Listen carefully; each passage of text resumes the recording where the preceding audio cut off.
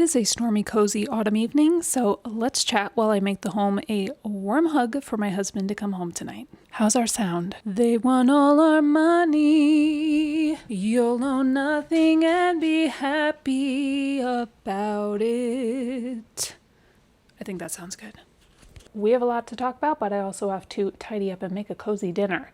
So we're going to try to do all of that at the same time. And quick disclaimer, when I'm talking about overconsumption, I'm not talking about having warm, cozy, lovely, beautiful things in your life. I'm not a minimalist. I'm a simplist, but not a minimalist. And I think it is perfectly okay for you to have things in your environment in life just because they bring you joy and because they're pretty and because they make you feel happy. I think that's okay. So I just want to start off with that. But we do need to talk about the issue of overconsumption because our society at its core right now has a lust problem. These spirits and principalities have been around since the beginning. As the Bible says, there is nothing new under the sun. The lust of the flesh, the lust of the eyes, and the pride of life started at the fall in the garden with that sneaky old serpent, and things are not much different now. They just manifest themselves in different ways as the culture changes. And social media is not helping.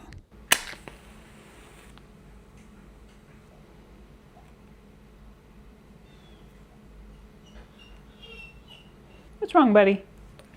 It is lantern season.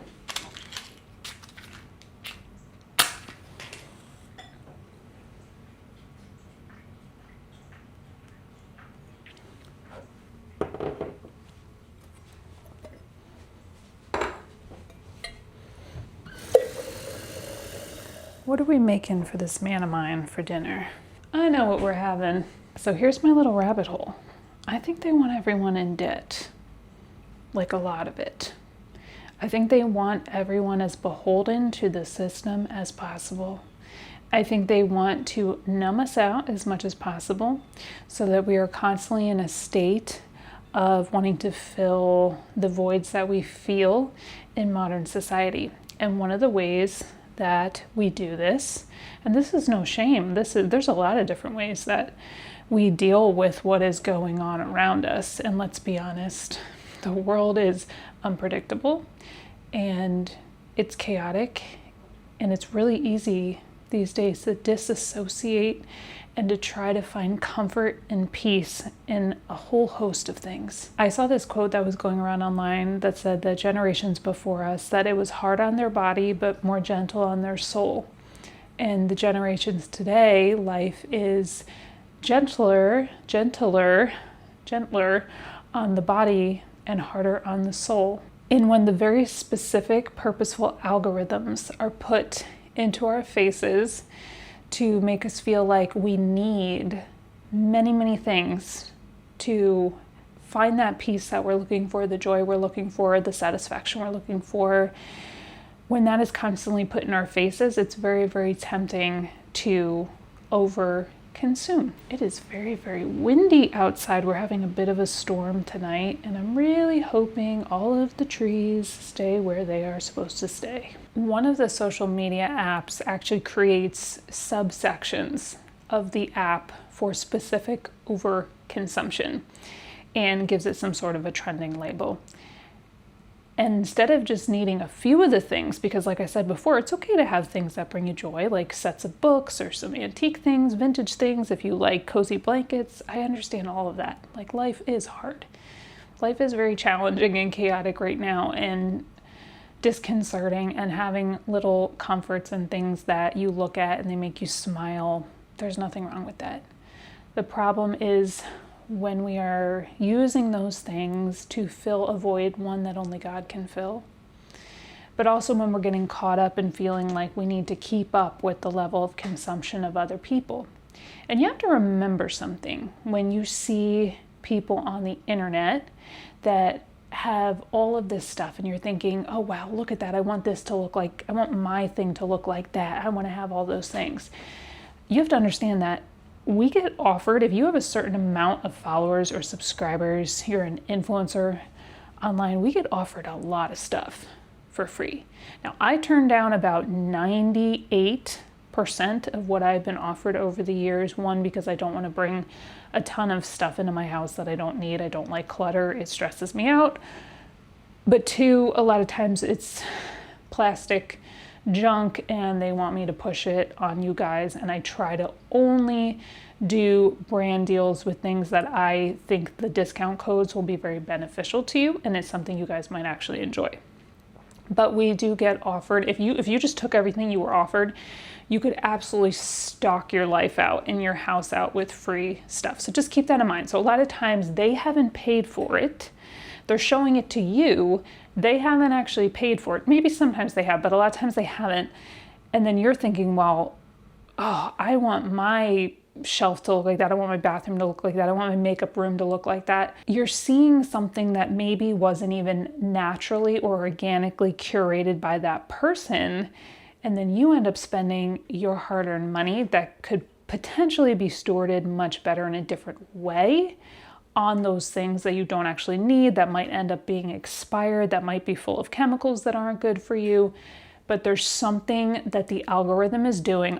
Honestly, sometimes I think there's sorcery, because this algorithm does something to people with some of this stuff that's actually very unappealing and ugly.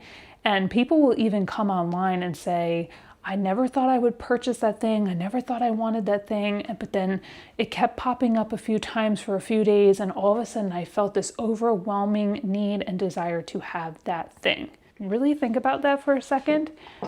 People are coming on and giving testimony and saying, I never would want something like that. I don't even like that. It's ugly. I don't need that. And then they're saying within 3 days, they have this overwhelming craving that they have to have that thing. They have to have as many of it as possible. They have to have all the accessories around it. Something is up with that. And we need to become very self-aware in this hour of great deception, because there is a lot of greed and power struggle going on in the world today. And with all of these things, generally speaking, if you follow the money and the power trail, you will get your answer to why it's happening and why it's making you feel the way you feel. Because a lot of these things are constructed in a way to get a very, very specific emotion out of you, because a lot of times our actions will come after the thoughts we think, and then the emotions we feel, and then we will create an action. So don't think for 1 second it is random. All of this stuff is done very much on purpose.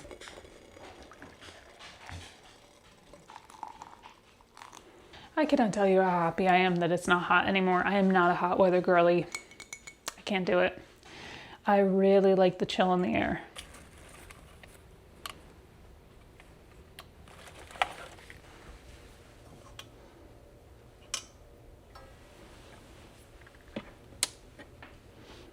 You hear people online talking about how hard things are right now. You hear people talking about old wealth and new wealth. I'd like to have a conversation about healed wealth, about redeemed wealth. I am about to come out with another book.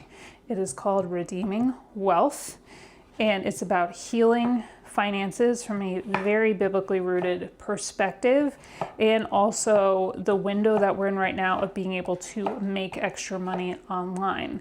As I was exploring my own journey with healing my relationship with resources, with the idea of stewardship, with understanding God's heart about provision and finances and abundance, while I was dealing with my own repentance in that area, getting past my own limiting beliefs in that area, examining my own heart in that area, I learned a lot about it. And then coaching other people through it, I learned even more about it. And then as I was writing the book, I learned even more about it.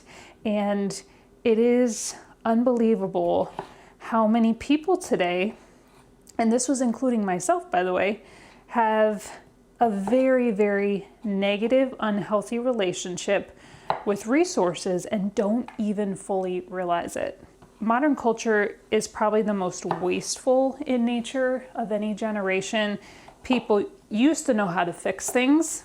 I talk about a lot of this in my other book, The Lost Art of Living.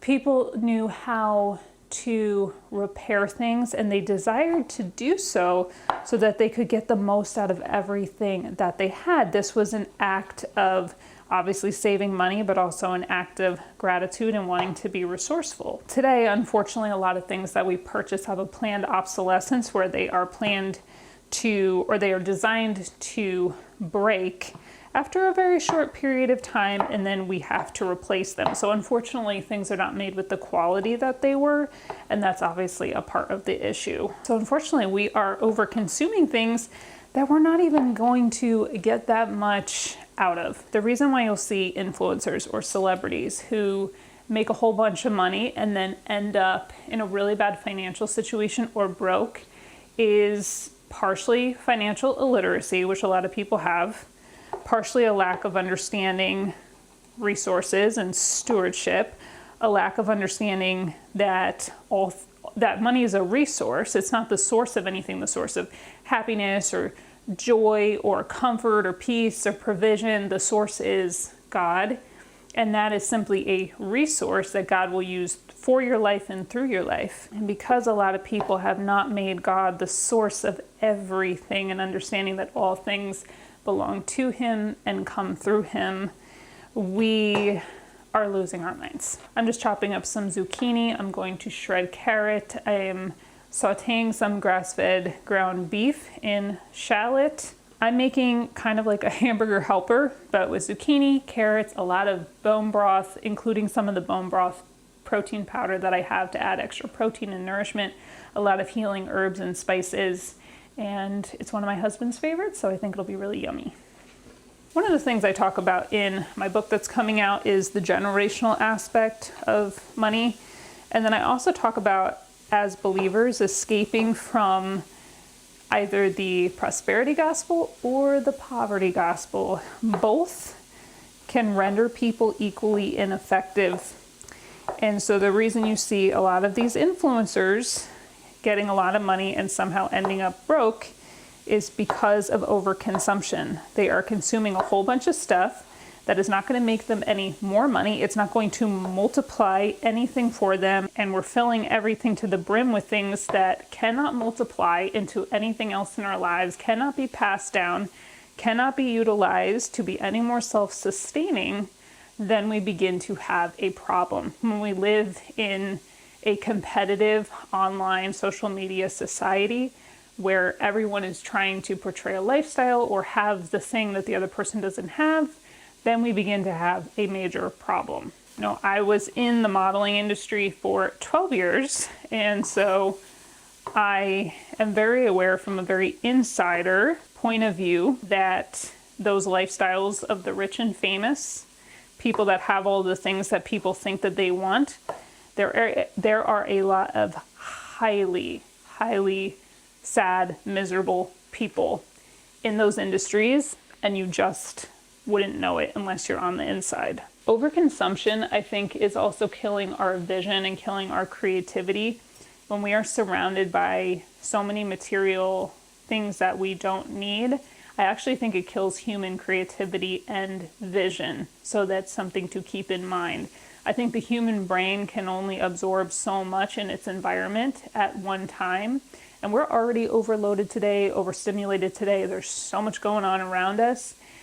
And when you begin to overload your environment with tons and tons of things that you're maybe never even going to use, that you don't really even want, but you get in the heat of the moment because of an emotion, or you're trying to keep up with something that you're seeing or a life that you think that you want, I really think that it stifles our personal growth and vision and creativity.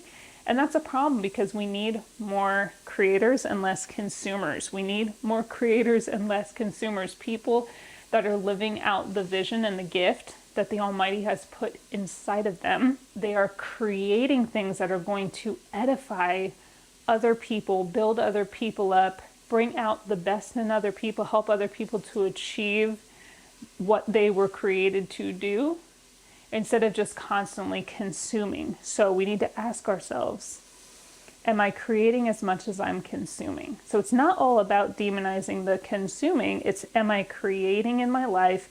Am I building and multiplying and creating as much as I'm consuming? Friends, I pray that this video blessed you today. If you are interested in my blog, in my books, and all the little things about me, you can check that out on my website at faithfullegacyliving.com. You can also find me on social media. I will have all the links for you in the description box and pinned in the comments below. I'm so grateful And I appreciate you for taking the time out to be here with me today. It always, always helps and makes a difference and means a lot to me when you choose to like the video, to comment on the video, or to even share it with someone you think it may bless or help. It just helps other people to find the video. So I appreciate you. I love you.